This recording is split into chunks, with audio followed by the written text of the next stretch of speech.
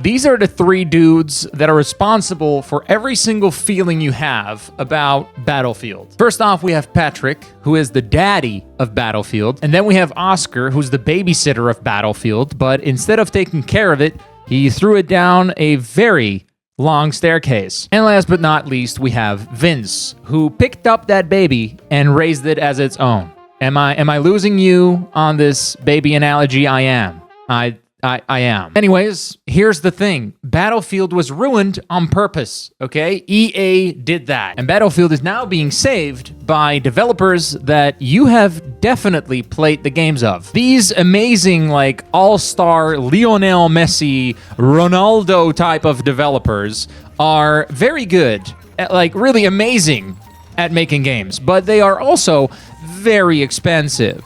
Now, EA is very unamazing at making games, but they got a lot of money. You see where I'm going with this? EA did not fix Battlefield. They just got the right dudes to fix it for them. It's like your landlord having put up a plumber in your house to fix your leaky roof. You don't thank your landlord for that. You thank the plumber for that, all right? Now let's talk about these plumbers. Patrick, EA's golden goose. Patrick was EA's golden goose. He greenlit Battlefield 3 and Battlefield 4. Now, I'm gonna say it right now, Battlefield 4 is hands down my favorite shooter game in all of history of shooter games, all right? Right after Call of Duty 4. Now, Call of Duty 4, remember that name, that was my favorite game. That got me into the PC gaming FPS space, all right? I'm not a Call of Duty, I'm not a Counter-Strike kid, I'm a Call of Duty kid, you know what I'm saying? But right after Modern Warfare 2, I lost all my interest. Same with after Battlefield 4, I lost all my interest in Battlefield. I've really become an unk when it comes to FPS games, man. Those times were before Peter Griffin was in the game. Remember those times? Anyways, Battlefield 4 was awesome. And this might be a hot take, okay? I might actually get a little bit canceled for this one,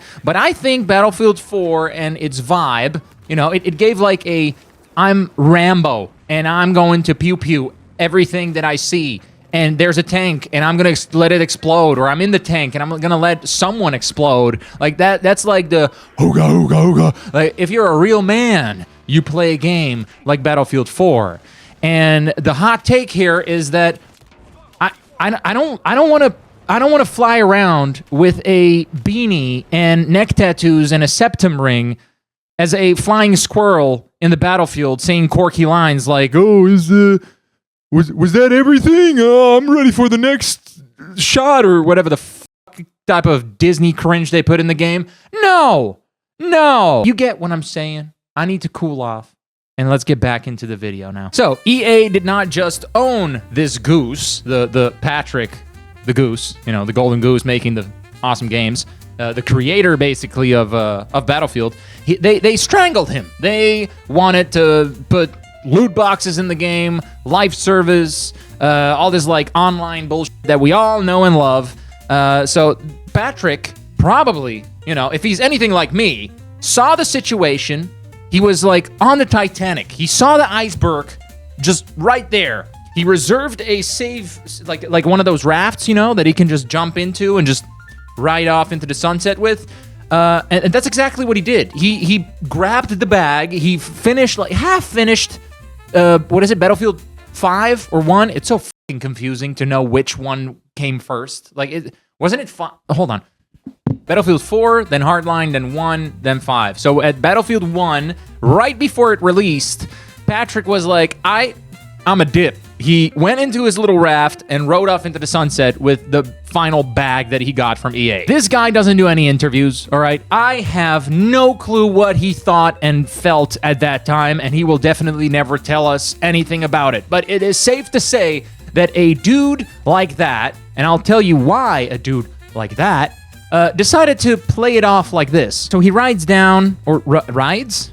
Drove? Floated? How did... Like, you see the analogy with Titanic and the boat? You get what I mean, okay? You get what I mean. What I'm trying to say is he dipped. He left EA knowing it's a dumpster fire and it's gonna be shit and he's gonna get all the credit for it. And he probably, and hear me out on this one, he has like an ego, a nice healthy ego. He doesn't want to be associated with bad games that he did not have full like credit to. Like he was forced, you know, to make this shit probably. Now, here's the thing.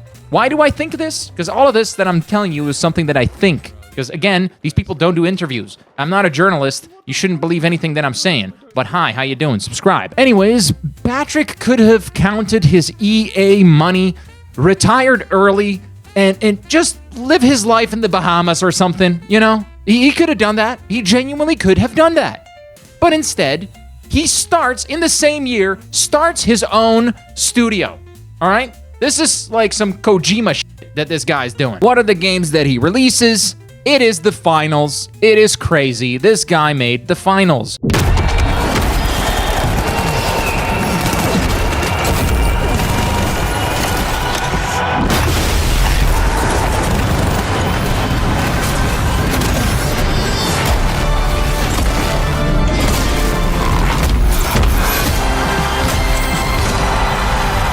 What's that? Oh, yeah, Arc Raiders, the most anticipated game for me this year. Yeah, do I sound like I'm glazing Patrick a little bit too much?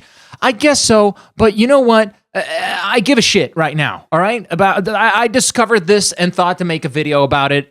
Patrick, if you see this, I don't mind being sponsored by, Arc Raiders and getting involved into the creative program or something like that. I'm just saying, you know? You see where I'm going with this. Patrick is a leading developer that knows how to make FPS games. You could see him like a Swedish Kojima obsessed with guns.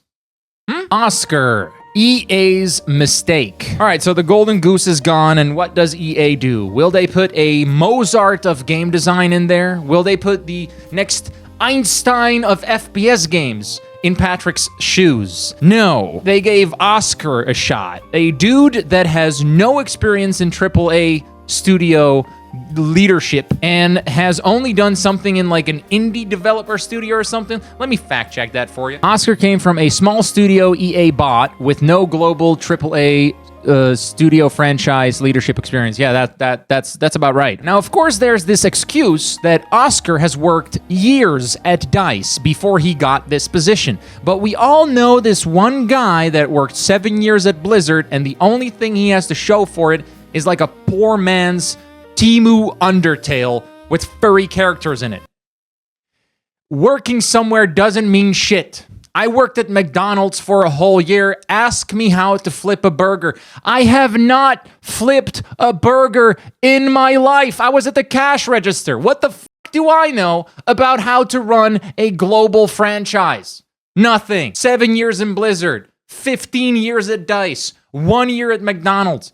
All of that means nothing. So, with that said, you can see the foreshadowing, and you know this. Battlefield went to shit. And now I'm not saying that this is Oskar's fault.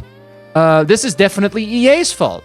They assigned him to that spot, but considering that Oskar got millions for his position as the big guy at DICE, and also he got paid all that money from scamming us, the players. So considering that he is rich, a millionaire, and I am a poor little guy somewhere in the Netherlands in a little apartment screaming at a camera in front of a green screen, I don't think that he minds that I'm shitting on him in some little YouTube video. So let's just blame it on him and EA, but definitely also on Oskar. Under Oskar's leadership, he tries to fix Battlefield 5, which was already like a little wonky, you know, not really Patrick's fault. He didn't want to have it that way, just so you know, right? Like, probably. I don't know. I'm not a journalist, again. But Oskar tries to fix that. Then in the meantime, he makes a clone game, basically, because, yeah, okay, World War I, and the other one was World War II. Do you see the difference? Do you see the difference? Because I don't. I don't see the difference. It's basically the same game. I don't care. I don't play these games. I've tried them. I own them. I don't like them. I like Battlefield 4. So, no. Just, pfui. No. The game's flop. It's not a fan favorite at all. People are talking about women at the front line, historical accuracy, and all that kind of stuff. Let's not bore you about that. Let's talk about the flying barista flying around in 2042. Oskar is gone. He leaves. What does he do? Does he start his own gaming studio? No. Does he join a gaming studio? Yeah. What does that game studio do? Oh, they're making a poor man's Temu FIFA. Vince, EA's savior. So, EA is sweating bullets. Everyone hates them, and their sales are going down. Now, this is not anything new for EA. They're very used to this, but considering that this is their flagship shooter, they cannot treat it like the other games that haven't really served them well. Unlike Command & Conquer, Dragon Age, Mass Effect, Dead Space, SimCity, Need for Speed, Dungeon Keeper, Medal of Honor, Skate, and the fan favorite, Anthem, Battlefield is a series that they cannot just kill. Now, there is some information floating around there where EA admitted to the developers and to Vince really that they will not micromanage anymore because that didn't really go that well. And they said, okay, hands off, Vince, work your magic. Vince hires a couple of insane monsters in the FPS range, like the developers and everything. We got people like true veterans. This is pay to win. If Battlefield 6 doesn't fix now, if it is not saved now, you cannot fix it with money anymore. Like now it's just then it's just cursed. Basically, that's how you got to see it. Now, who is Vince? Vince is someone that co-created Call of Duty 4. Yep, Call of Duty Modern Warfare 2. So the sequel after that one, which was also insanely good. Titanfall, and he still runs Apex. He was basically the guy that invented the ping system that everyone and their mom is using now. Yeah. He even has like good classics like Medal of Honor. Guys. He knows what he's doing. Vince is like if Kojima was American and obsessed with guns. If Patrick is a golden goose, Vince is also a golden goose. They're both golden gooses. Goose-eye. Golden geese? I'm glad Battlefield 6 seems to be back. It's just the open beta, so watch out. EA can still fumble very, very hard on the full release. We've all seen it before. They do not disappoint. So let's be a little bit cautious, but yeah, that's it, dude. Subscribe if you enjoyed this little rant that I gave you.